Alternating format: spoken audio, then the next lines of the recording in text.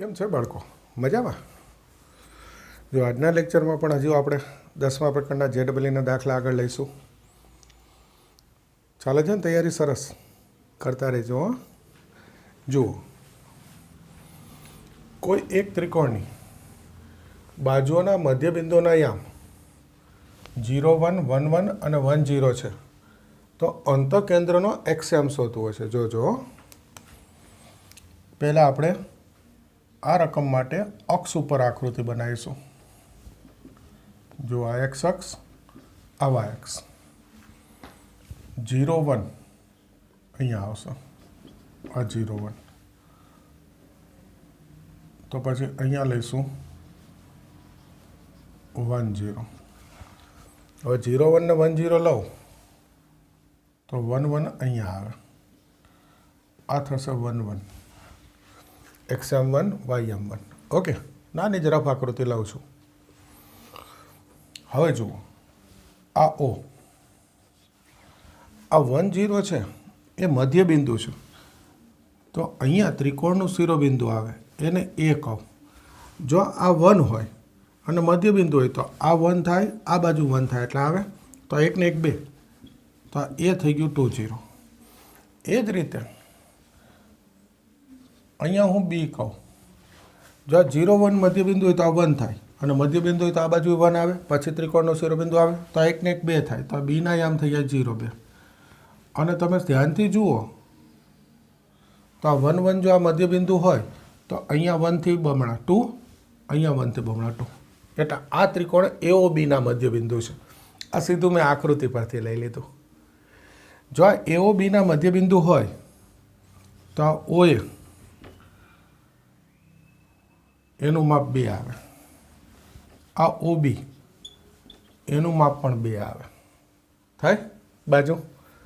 અને AB મારે અંતરસૂત્રથી શોધી લેવી પડે.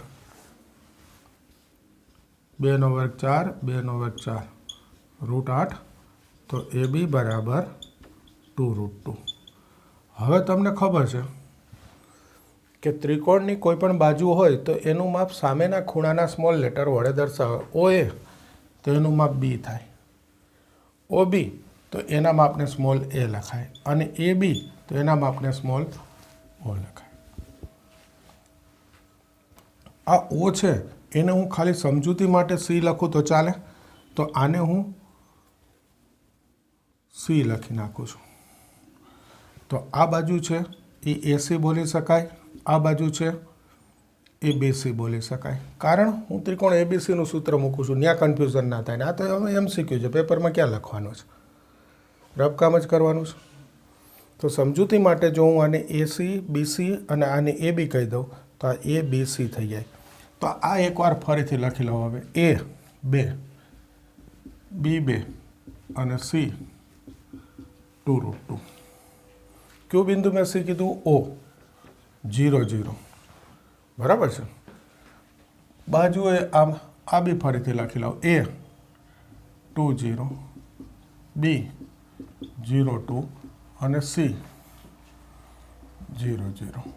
શું કામ હમણાં ખબર પડશે સૂત્ર લખવું એટલે. આ મેં શા માટે ફરીથી લખ્યું, બાકી આ રહ્યું છે જ અહીંયા બધું. હવે જુઓ, આ આકૃતિ પરથી છે ને ડાયરેક્ટ આ લખી લેવાય. રફકામમાં તો આ વચ્ચેનું જવા દેવાય, હવે સમજાઈ ગયું. પછી અંતઃ કેન્દ્રનું x યામ પૂછેલો છે, તો ખાલી x યામનું સૂત્ર મૂકું છું. ax1 + bx2 + cx3 / a + b + c.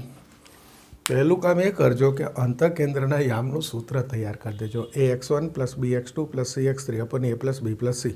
આ x યામ છે એટલે y યામ હોય તો આ જ રીતે આ y1, y2, y3 કરી દેવાના. સ્વરૂપ તો આનું આ જ હોય ને, ay1 + by2 + cy3 / a + b + c. એક લખ્યું એટલે એક યામનું, x યામનું તો y યામનું તો આવડે છે. પહેલું આ તૈયાર કરી દેજો. એટલે આમાં મારે સ્મોલ ABC મૂકવા છે, એટલે બાજુના માપ મૂકવા છે. x1, x2, x3 એટલે આ જ ક્રમમાં x યામ થાય. આ ક્રમ જરૂરી, આ x1, આ x2, આ x3 ફિક્સ છે ભાઈ. ABC નામ આપો ત્રિકોણ એટલે આ બધું ફિક્સ થઈ ગયું. તો જુઓ, A 2, x1 2, B 2 x2 0 c 2√2 આ ભલે 0 0 છે તો અત્યારે લખું કારણ કે એક જ વાર ઉપયોગ છે, પછી બીજું કાંઈ હોય તો તમને ખ્યાલ તો રહે. અપન a plus B plus C, તો આ 2 ને 2 4 4 વત્તા 2√2 2 સામાન્ય 2 પ્લસ √2. હવે આ જવાબ ના હોય તો તમને ખબર જ છે કે છેદની જે કરણી છે એ લઈ અને સાદુરૂપ આપી શકાય. 2 માઇનસ √2 અંશ છેદને ગુણાવી દઉં. આ છેદને 2 માઇનસ √2 શા માટે ગુણાવવાના? તો કે સૂત્ર આવે a વર્ગ ઓછા b વર્ગ, તો છેદમાં ડાયરેક્ટ લખી નાખું 2 નો વર્ગ 4 ઓછા √2 નો વર્ગ 2, 2 માઇનસ √2. આ થઈ ગયો અંતઃકેન્દ્રનો એક્સએમ. જવાબમાં આ હોય એટલે બોલો ખ્યાલ આવે છે? જો અત્યારે મેં બધું લખ્યું, તમારામાંથી જરૂર એટલું જ લખવાનું. મુખ્ય વસ્તુ હતી આ આકૃતિ, નહીંતર દાખલો બહુ મોટો થઈ જાય. જો આ ત્રિકોણની બાજુના મધ્યબિંદુ પરથી હું શિરોબિંદુ શોધું તો એ જ એક મોટો દાખલો બોર્ડ ભરાય એવડો તો થાય. એટલે એ રીત કરી શકાશે નહીં, કારણ કે પછી તો દાખલો બહુ મોટો થઈ જાય. આકૃતિ જ સમજવી પડે. એકવાર ફરીથી બતાવી દઉં. જો આ 0 1, આ 1 0, એટલે આ 1 1 અહીંયા આવે, એટલે મેં અક્ષ ઉપર લીધા. ત્રિકોણની બાજુના આ 3 મધ્યબિંદુ છે. હવે પહેલું મેં આ ઉપયોગ કર્યો કે જો આ મધ્યબિંદુ હોય તો અહીંયા શિરોબિંદુ આવે. એક શિરોબિંદુ તો O થઈ ગયું, બીજું આ બાજુ આવે, કારણ કે આ 1 0 છે, આ 1 મધ્યબિંદુ છે એટલે આ O 0 આવે. 1 બાદ કરું એટલે 0, તો અહીંયા 1 ઉમેરું એટલે આ 2 0. એ જ અહીંયા 0 1 હોય તો એક શિરોબિંદુ આ O થઈ ગયું એટલે આ 0 આવ્યો, પણ બીજું આના બમણા કરવા પડે એટલે 2. હવે આ જુઓ તો આ મધ્યબિંદુ બતાવે છે, એટલે આ ત્રિકોણ OAB થઈ ગયો. એમાં O ને મેં C કહી દીધો, એટલે આ બાજુ આમ જોવાની AB BC AC. O નહીં લેવાનું, કારણ આ સૂત્રમાં વિચારવું નહીં કાંઈ. ABC નામ આપો તો આ સૂત્ર સીધે સીધું લાગુ પડી જાય, એટલે આને મેં C કહી દીધો 0 0. તો હવે જુઓ OA એટલે AC, એને B વડે દર્શાવાય 2 આવી. OB એટલે BC, એને A વડે દર્શાવે, સામેના ખૂણાનો સ્મોલ લેટર એટલે AB આવી. AB અંતર સૂત્રથી શોધી લીધી, એને સ્મોલ c થી દર્શાવાય. એટલે આ મેં ફરીથી લખી, પછી સૂત્રમાં કિંમત મૂકી દીધી. અને છેલ્લે આ જવાબ આવે આપણે એ ઓપ્શનમાં ના હોય એટલે ખબર પડે ને કે આની કરણી લેવાય. આમે એક નિયમ છે કે છેદમાં વર્ગમૂળવાળો જવાબ નહીં લાવવાનો, કરણી લઈ અંશમાં જવાબ લાવી દેવાનો. બાકી દાખલો સહેલો જ છે, ખાલી આ સૂત્ર ખબર હોવી જોઈએ. અને બીજું કે મધ્યબિંદુ પરથી શિરોબિંદુ આકૃતિ પરથી શોધી લેવાય, રીત ના કરાય તો દાખલો બહુ મોટો થઈ જાય. ખબર પડી ગઈ ને? કરી દો તૈયાર.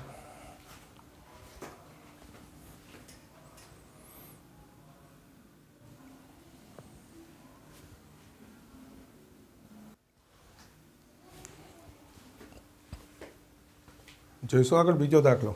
જુઓ, P13 આગળ પડેલ બિંદુવત પ્રકાશના સ્ત્રોતમાંથી, ટૂંકમાં પ્રકાશનો સ્ત્રોત બલ્બ લાઇટ ગમે તે, એક પ્રકાશનું કિરણ નીકળી x અક્ષ પરના બિંદુ Q આગળથી પરાવર્તિત પામે છે. જો પરાવર્તિત કિરણ બિંદુ R6 પસાર થાય તો Qનો એક્સિયમ ખાલી શોધવો છે, કારણ કે x અક્ષ ઉપર છે એમ કીધું છે. Q y આમ તો 0 છે એટલે ખાલી એક્સિયમ જ શોધવાનું રહ્યો ને. તો આપણે પહેલાં આની આકૃતિ બનાવીએ. જુઓ, આ P13, એમાંથી એક પ્રકાશનું કિરણ આ x અક્ષ, ખાલી x અક્ષ દોરું છું, અહીંયા Q આગળ આવે. હવે આ Q x અક્ષ ઉપર છે એટલે એનો યામ હું A0 ધાર લઉં. x આમ મેં કીધો, y આમ તો 0 હોય જ. અહીંયાથી એનું પરાવર્તન થાય અને એ બિંદુ R એ જ બતાવી દો, ખાલી R 6 7 માંથી પસાર થાય એટલે આમ કિરણ જાય છે પરાવર્તિત. ખ્યાલ આવી ગયો ને? R 6 7 બતાવી દીધું. આ મારે શોધવું છે. જો આ લોજિક હવે તમને આવડે છે, યાદ કરજો, આપણે લેક્ચરમાં આવી ગયું છે. આપાત કોણ પરાવર્તન કોણ સરખા હોય, આ બે ખૂણા સરખા હોય, બરાબર છે, તો પછી આ PQનો ઢાળ બરાબર QRનો ઢાળ થાય કે નહીં?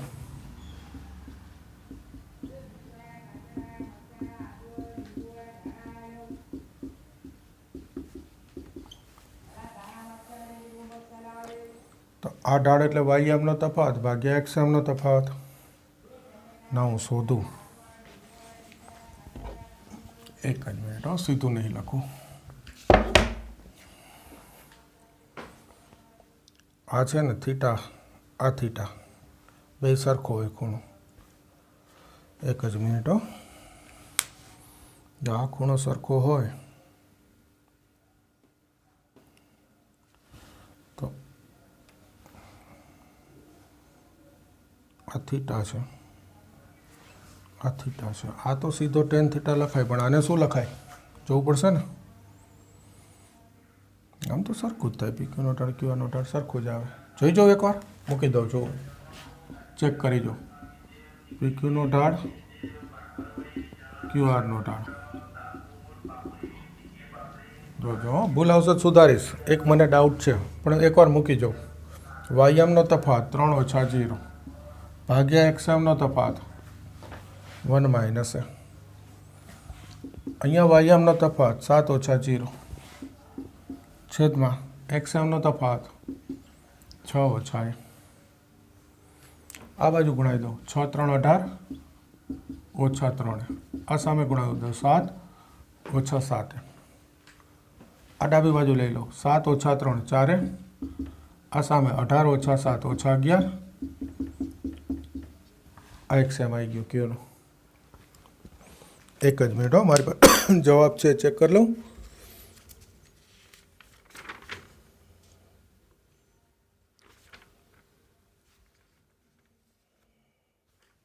નથી આવતો આ જવાબ. મને ડાઉટ હતો એ સાચો છે. જુઓ શું પ્રોબ્લેમ હતો એ કહું.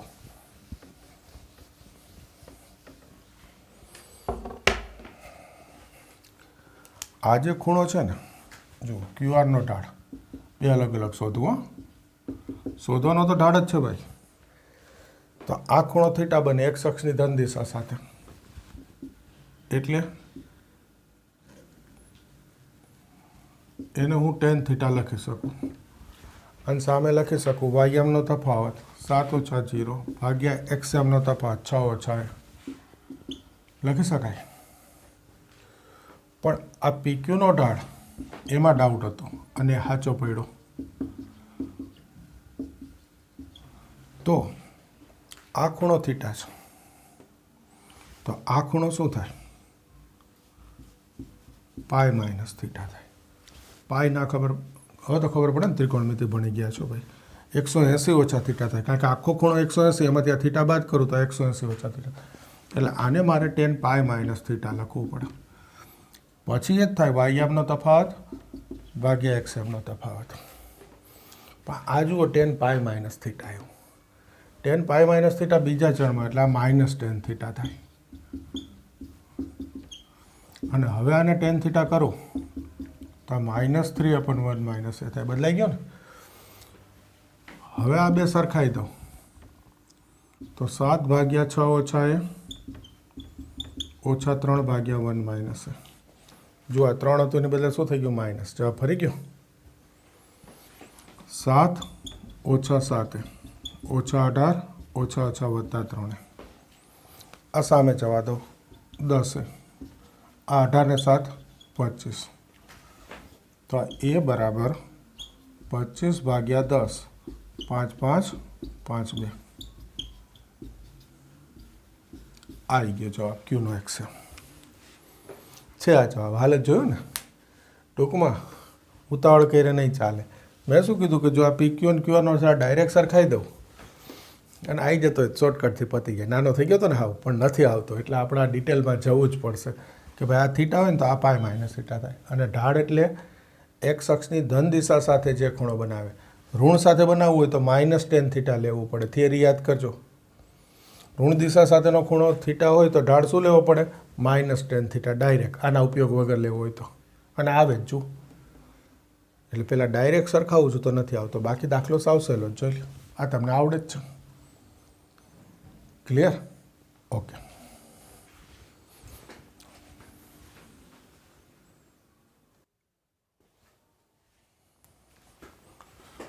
જુઓ આગળ ત્રીજો દાખલો. આ 3 રેખાઓ કાટકોણ ત્રિકોણ બનાવે તો આમાંથી એક જવાબ લાવવાનો છે. હવે યાદ કરજો, જો 3 રેખા વડે કાટકોણ ત્રિકોણ બને ને તેમાંથી કોઈ પણ બે રેખાનો ઢાળ -1 આવે. અત્યારે કઈ રેખા બેનો ઢાળ -1 છે એવું કંઈ કીધું નથી. કયો ખૂણો કાટખૂણો છે એવી સ્પષ્ટતા નથી. તો પહેલાં તો હું ઢાળની ખબર છે એટલે આ ત્રણેય રેખાના ઢાળ શોધી લઈશ. જુઓ, હવે બીજી વાર નહીં લખો.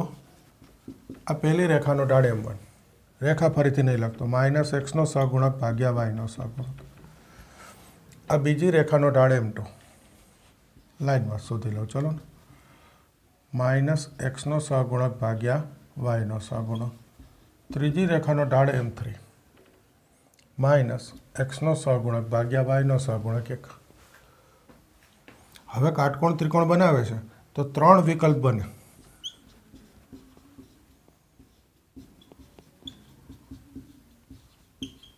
અહીંયા કઈ બે રેખાનો ઢાળ છે સ્પષ્ટતા નથી ભાઈ. તો આ M1, M2, M3 એમાંથી કયા બેનો ગુણાકાર -1 થાય? એક જ મિનિટ હો.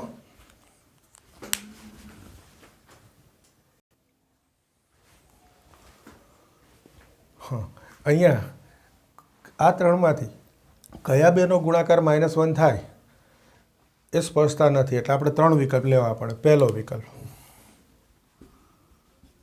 M1, M2 બરાબર -1. તો શું થાય જોઈ લે. 1/3 ગુણ્યા -a, 1/3 ગુણ્યા -a, -1. તો a બરાબર 3. સોરી, આ છે -a/2 છે. આ કયો આવી ગયો પહેલો વિકલ્પ? M1, M3 આવી ગયો ને, ત્યાં શું કામ પૂછવું? આ એક. બીજો વિકલ્પ M1, M2 બરાબર -1. M1 1/3, M2 -a/2 બરાબર -1. માઇનસ માઇનસ પ્લસ એ બરાબર 6 આવી ગયું. ત્રીજો વિકલ્પ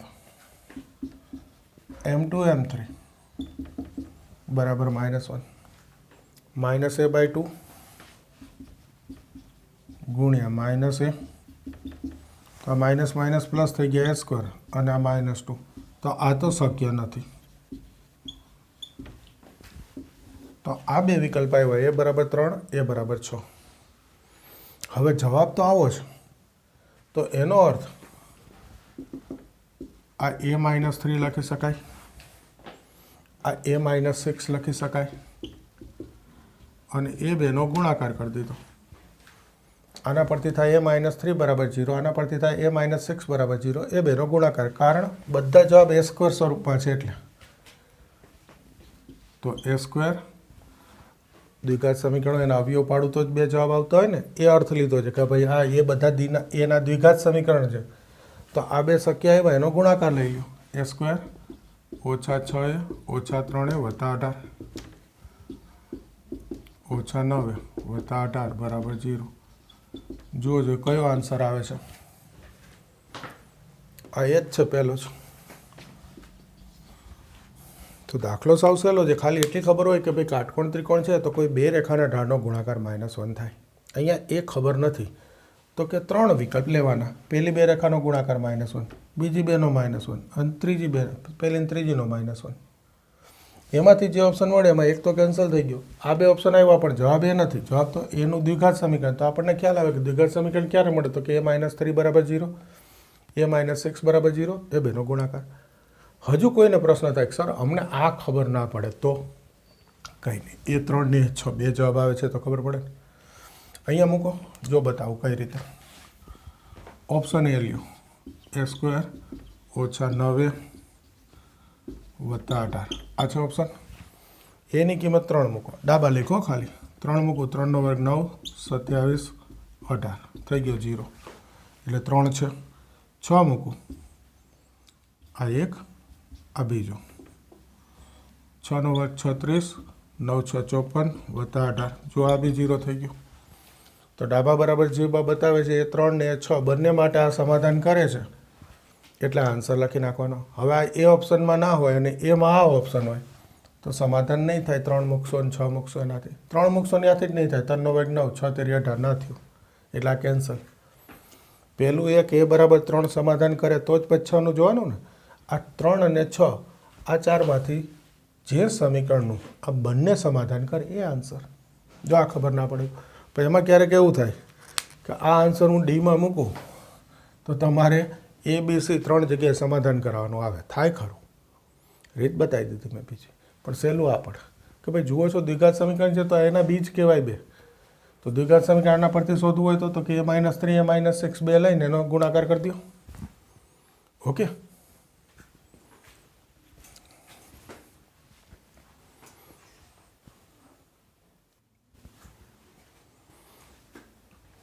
જો આગળનું, જો સમદ્વિબાજુ ત્રિકોણના પાયાના અંત્યબિંદુ 2a 0 અને 0a હોય તથા એક બાજુનું સમીકરણ x બરાબર 2a હોય તો ત્રિકોણનું ક્ષેત્રફળ શોધો. ક્ષેત્રફળનું સૂત્ર તો આવડે જ છે, તમને આવડે છે, બધાને આવડે છે. હવે તો આપણે કેટલા લેક્ચરમાં કેટલી વાર મૂક્યું, પણ ત્રીજું શિરોબિંદુ તો શોધવું પડે ને. 2 છે, આને a કહી દો, આને b કહી દો, ત્રીજું c તો શોધવું પડે ને.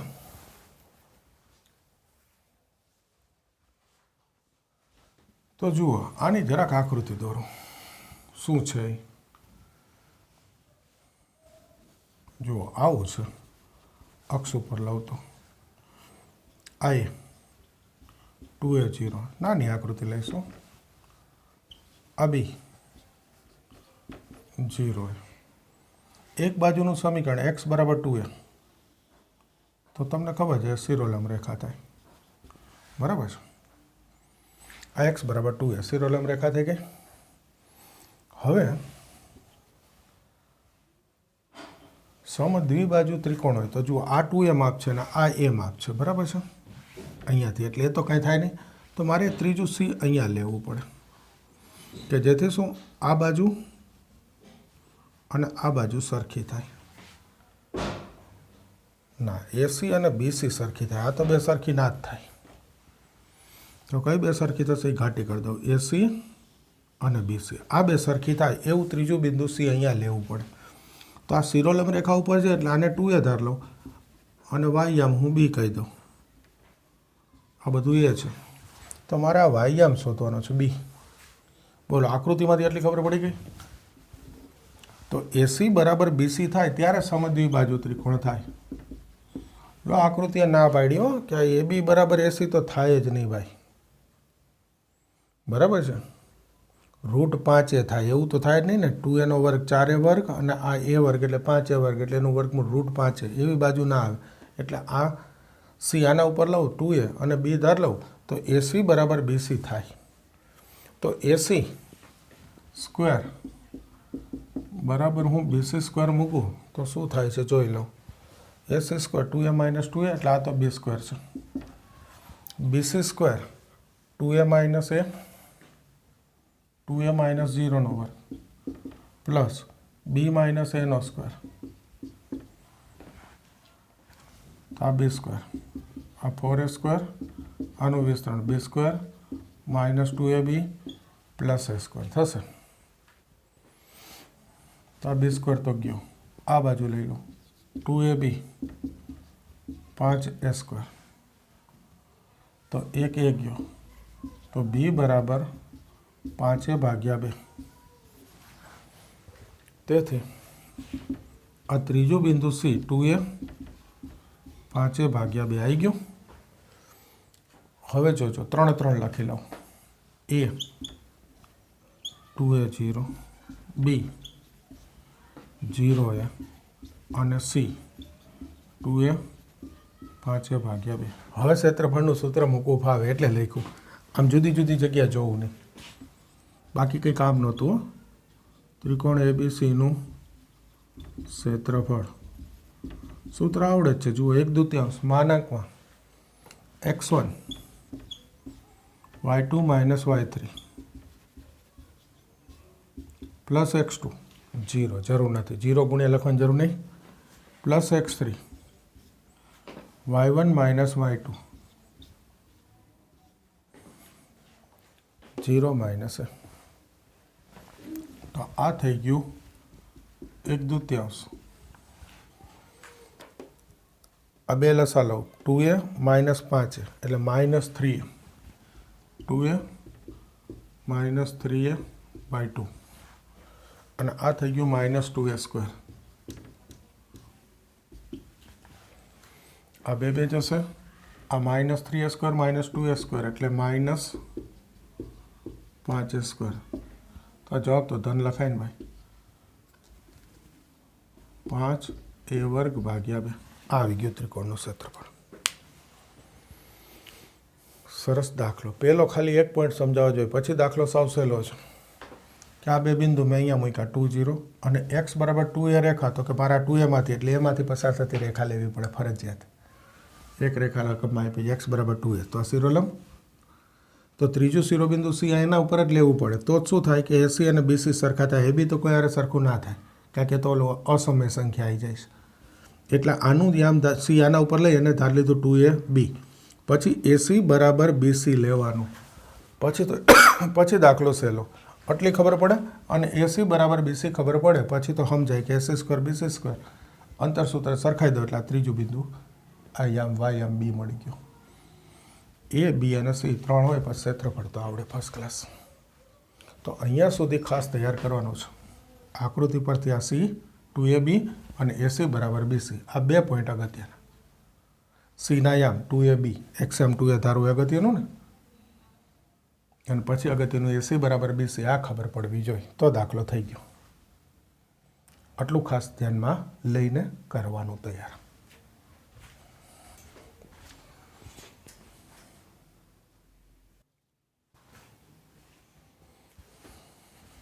જોજો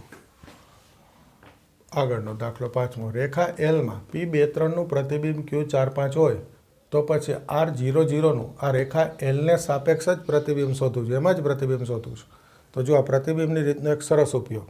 રીત પ્રતિબિંબની છે પણ બે દાખલા ભેગા હોય ને એવું લાગે. કઈ રીતે જોજો, એમને એક રફ આકૃતિ બતાવું છું ભાઈ, આલેખ ઉપર નહીં. આ રેખા L, ઓકે, આ P23 રફ છે મેં પહેલાં જ કહી દીધું આકૃતિ, એનું પ્રતિબિંબ Q45. તો આપણને રીત ખ્યાલ છે અને ન ખ્યાલ હોય હું યાદ કરાવું છું ફરીથી. જોજો કે આ Pથી રેખા L પરનો લંબપાદ M છે એ P અને એના પ્રતિબિંબ Qનું મધ્ય બિંદુ થાય. ઓકે, તો આ રેખા છે L એ આ પ્રતિબિંબ PQનો લંબ દ્વિભાજક છે એમ કહેવાય. ફરી એકવાર કહી દો, આપણને શું યાદ છે કે આ Pનું આ રેખા Lને સાપેક્ષ પ્રતિબિંબ શોધવું હોય તો Pથી રેખા L પરનો લંબપાદ M લ્યો, આ M શોધી લ્યો. એ M જે છે એ આ P અને એના પ્રતિબિંબ Qનું મધ્ય બિંદુ થાય. અત્યારે તો P અને પ્રતિબિંબ Q બંને આપ્યું છે તો આપણને ખ્યાલ છે કે M મધ્ય બિંદુ થાય. આ રેખા એને લંબ છે એટલે L શું થઈ ગયો, લંબ દ્વિભાજક થઈ ગયો કે નહીં. તો હું પહેલાં રેખા Lનું સમીકરણ શોધી લઈશ. કઈ રીતે, તો કે જુઓ, પહેલાં હું PQનો ઢાળ શોધું. પહેલાં આટલું લઈ લો PQનો ઢાળ. તો વાયમનો તફાવત 5 - 3 છેદમાં XMનો તફાવત. તો આ થઈ ગયું 2/2 1. તેથી રેખા L એને લંબ છે. આ રેખા Lનો ઢાળ. તો આને લંબ રેખાનો ઢાળ શોધવું હોય તો આનું વ્યસ્ત કરીને નિશાની બદલી દો. Lનો ઢાળ આવી ગયો, PQના મધ્ય બિંદુમાંથી પસાર થાય.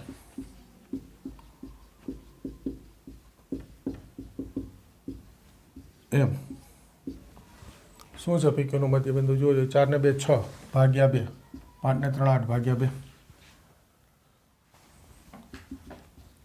Lનું સમીકરણ y minus y1 M x minus x1. આ માઇનસ ગુણાઈ દો,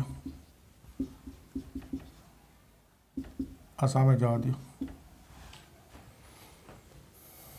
x આ બાજુ 4 સામે.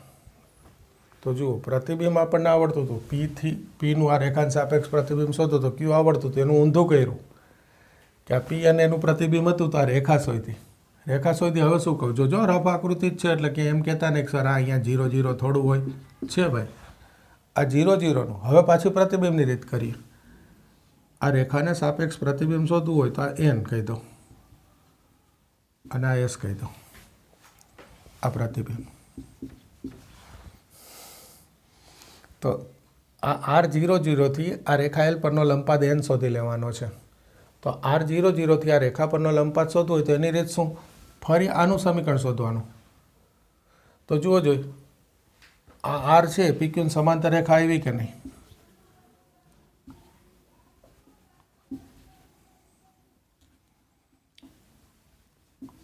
R માંથી રેખા L. તમારા પેપરમાં આવું નહીં લખવાનું.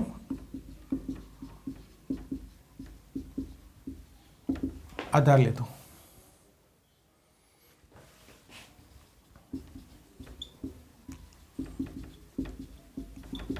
બે રીતે જુઓ, L ને લંબ છે, સોરી +1, તો આને લંબ રેખા ઢાળ વ્યસ્ત કરી નિશાન બદલું. અથવા બીજું અહીં દેખાય જ છે કે ભાઈ આ PQ ના બે સમાંતર આવે, તો PQ નો ઢાળ 1 છે, તો RN નો ઢાળ શું થાય? 1.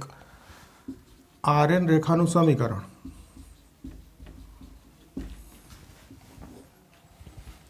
y r તો 0 0 એમ, તો આ તો y બરાબર x આવી ગયું. r તો 0 0 છે એટલે y બરાબર x, એટલે આ થઈ ગયું ભલે જો y બરાબર x 2. ઓકે, 1 અને 2 નું છેદ બિંદુ, તો એ થશે n. y બરાબર x મૂકો, 2x બરાબર 7, તો x બરાબર 7/2 અને y બરાબર x છે એટલે y બરાબર 7/2. આ મૂળ પ્રતિબિંબની રીત કે પહેલાં L ને R માંથી લંબ રેખા શોધવાની. એની રીત શું? તો કે L નો ઢાળ એને વ્યસ્ત કરી નિશાની બદલો એટલે લંબ રેખા RN નો ઢાળ RN અને રેખા L નું છેદ બિંદુ એટલે લંબાદ બિંદુ n. લંબાદ બિંદુની રીત આવી. હવે આ S છે એ પ્રતિબિંબ લઈ લ્યો.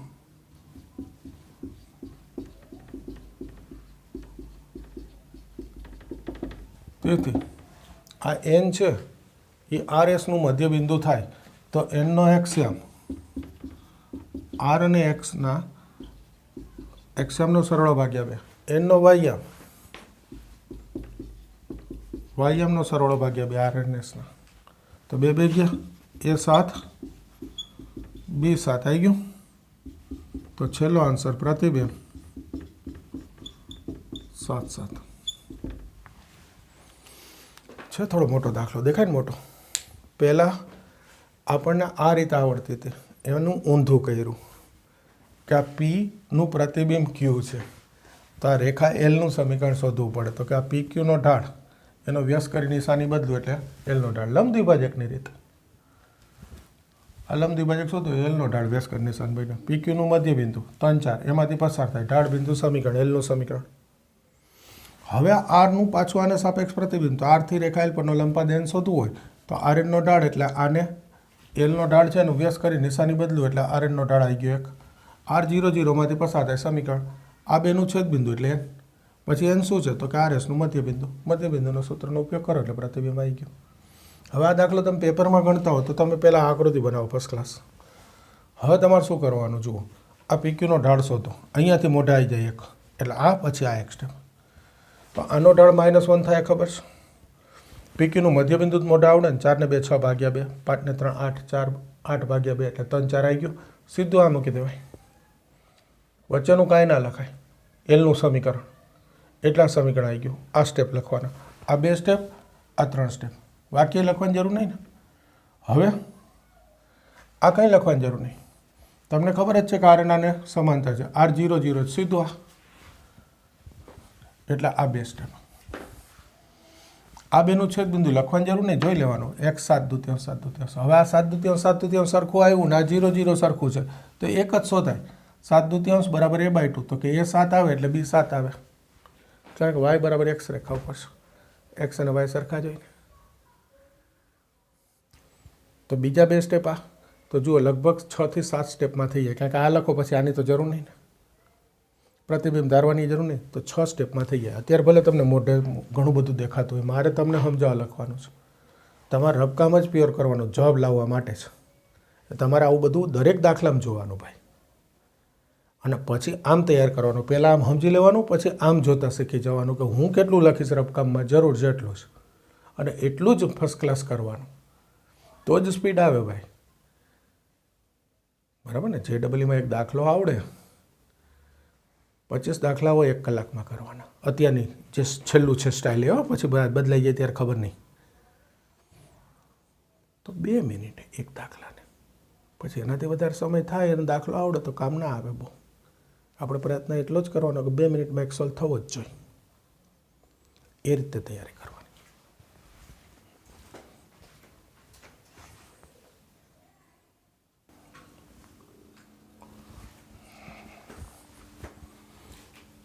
જો છઠ્ઠો દાખલો આગળ, P53 અને RX અક્ષ પર છે. રેખા QRનું સમીકરણ છે અને રેખા PQ X અક્ષને સમાંતર હોય તો ત્રિકોણ PQRનું મધ્ય કેન્દ્ર શોધો. મધ્ય કેન્દ્રનું સૂત્ર આપણને ખબર છે, XM નો સરળ ભાગ્યા 3 YM નો સરળ ભાગ્યા 3. એના માટે ત્રણેયના યામ તો જોઈએ ને. એક છે P, તો એનો મતલબ Q અને R આપણે શોધવાના છે. જો પહેલું તો RX અક્ષ ઉપર લઈ લો, આ X અક્ષ રફ હો ખાલી, ધારો કે અહીંયા R છે, તો આના યામ હું A0 ધારી શકું, Rના X અક્ષ પર છે એટલે. હવે QR નું સમીકરણ છે PQ X અક્ષને સમાંતર છે, તો આ PQ રેખા X અક્ષને સમાંતર, બરાબર છે. એમાં P આપ્યો છે, બરાબર છે બધું, P53. હવે Q ક્યાંક અહીંયા લઈ લો, તો જુઓ આ PQ છે X અક્ષને સમાંતર, એટલે સમક્ષિતિજ રેખા થઈ. PQ X અક્ષને સમાંતર છે એટલે કેવી થઈ? સમક્ષિતિજ રેખા. તો એના પરના દરેક બિંદુનો વાયામ સરખો, એટલે Qનો વાયામ 3 મને મળી ગયો આ આકૃતિમાં છે. XM મારે શોધવો છે, આ એ ધાર્યો તો આને B કહી દો.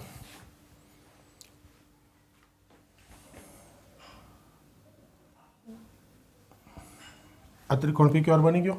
હજી એક રેખા આપી છે, કઈ આપી છે? QR. આ QR રેખાનું સમીકરણ આપ્યું છે x ઓછા 2y બરાબર 2. જો આકૃતિ સૌથી અગત્યની, ફટાફટ આકૃતિ દોરી નાખો તો દાખલો ફટ ધરાન થઈ જાય. ફરી એકવાર આકૃતિ બતાવી દઉં. જુઓ, R એ X અક્ષ પર છે, એટલે પહેલાં મેં R ઉપર લઈ લીધું X અક્ષ ઉપર, અને નથી આપ્યું રકમ એટલે ધાર લીધું A0, વાયામ તો 0. પછી આ P નથી લખ્યું, હજી મેં પહેલાં આ વાંચ્યું કે PQ X અક્ષને સમાંતર છે, એટલે એક X અક્ષને સમાંતર રેખા દોરી દીધી. હવે આ P મૂકી દીધું એના ઉપર ગમે ત્યાં. હવે આ PQ X અક્ષને સમાંતર હોય તો Q આ જ રેખા ઉપર મૂકવું, એટલે એનો આ વાયામ 3 છે તો આ વાયામ 3 થાય. સમક્ષિતિજ રેખા ઉપરના X અક્ષને સમાંતર, સમક્ષિતિજ એટલે X અક્ષને સમાંતર રેખા પરના દરેક બિંદુનો વાયામ સરખો, એટલે આ 3 હોય તો આ 3. એટલે હવે મારે ખાલી ત્યાં XM લખવાનો, તો B લખી નાખ્યું. હવે મેં આ જોયું કે QRનું સમીકરણ આપ્યું છે, તો આ તો સાવ સહેલું થઈ ગયું. જુઓ, એકવાર A વડે સમાધાન કરાવીશ, એકવાર B વડે, કારણ કે આ Q અને R, એકવાર R વડે, એકવાર Q વડે સમાધાન કરાવીશ, કારણ કે Q અને R છે ને આ QR રેખા પર છે. તો આ યામ મળી ગયા. પછી તો મધ્ય કેન્દ્ર આવી જાય. જો આકૃતિ સરસ રીતે તમે સમજી શકો તો આ રકમમાં કંઈ નથી. રકમ બહુ સરસ રીતે આમ જુદું જુદું બનાવીને વિચિત્ર આપ્યું છે, સરસ, કે તમને એમ લાગે ટોપ દાખલો છે. પણ જો આકૃતિ બનાવી શકો તો દાખલો સાવ સહેલો. જો કશું ના લખવું વર્ણન, તો એકવાર A0 સમાધાન કરાવવું, આ ખાલી લખ્યું એટલે A બરાબર 2. તેથી R આવી ગયું 2 0, લખી લીધું. આ B3 સમાધાન કરાવો બીજી વાર, B ઓછા 3 દુ 6 બરાબર 2, તો B બરાબર 8, તો Q આવી ગયું 8 3, અને P તો છે જ 5 3. મધ્ય કેન્દ્ર શોધી લો. ત્રણેયનો XM 5 2 8 ભાગ્યા 3, વાયામ 3 0 3 ભાગ્યા 3. આ રહ્યા PQR. P આ વખતે ના લખ્યા ફરીથી, એટલે આમ જુદી જગ્યાએ જોવું પડ્યું. PQR XM નો સરળ ભાગ્યા 3, વાયામ નો સરળ ભાગ્યા 3 કેટલા આવે? જુઓ જો, 8 15 ભાગ્યા 3 5, 3 ને 3 6 ભાગ્યા 3 2. આ મધ્ય કેન્દ્ર આવી ગયું. છેલ્લું મધ્ય કેન્દ્રમાંથી કઈ રેખા પર છે? સમાધાન કરવા માંડો. હવે એટલું તો મોઢે આવડે ને ભાઈ. જો અહીંયા મૂકું 5 10, આ 2 મૂકું 12 ઓછા 9 3, 0 ના આવ્યું. 5 ઓછા 4 1 વત્તા 1 2, 0 ના આવ્યું. 5 5 25 ઓછા 2 દુ 4 21, 0 ના આવ્યું. 5 દુ 10 ઓછા 5 દુ 10, 0 આવી ગયું આનું સમાધાન.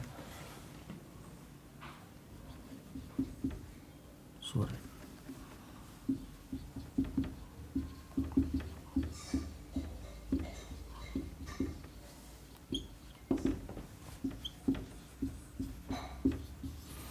જો રકમ જ બહુ સરસ રીતે આપેલી, બાકી દાખલામાં કંઈ નથી. પણ ક્યારે કંઈ નથી, આ રકમ પરથી આકૃતિ સમજાઈ જાય તો. તમે આમાં એમનેમ ત્રિકોણ પીક્યુઆર બનાવી દેશો તો નહીં મજા આવે. આ જુઓ તો સરખું સમજાય. પેલું આ લઈ લીધું આર એક્સ અક્ષ ઉપર, પછી પીક્યુ એક્સ અક્ષને સમાંતર, પછી P3 લખવું એટલે આ ક્યુનો વાયમ 3 થઈ ગયો, XM B લખી નાખ્યું. હવે આ QR રેખા આપીશ તો આ QR રેખા છે તો Q વડે P વડે સમાધાન કરાવવું આનાથી એટલે NB આવી ગયો. શિરોબિંદુ આવી જાય, મધ્ય કેન્દ્ર આવી જાય, અને છેલ્લે પછી આ મોઢે જોઈ લેજો. પાછી એમાં લખતા નહીં બધું. આ 5 2 આમાંથી કોનું સમાધાન કરે એ મોઢે જોઈ લો. દાખલો એકદમ સહેલો સરસ થઈ ગયો. ખ્યાલ આવે છે? ટૂંકમાં રકમ જોઈને શાંતિથી વિચારીને કરી નાખવાનું. આજે આપણે એટલું રાખીશું. નવા દાખલાથી આગળ પાછું નવા લેક્ચરમાં મળીશું. બરાબર છે? ખ્યાલ આવે છે ને બધાને સરસ રીતે? બસ તો સરસ મહેનત કરીને તૈયારી કરવાની મસ્ત.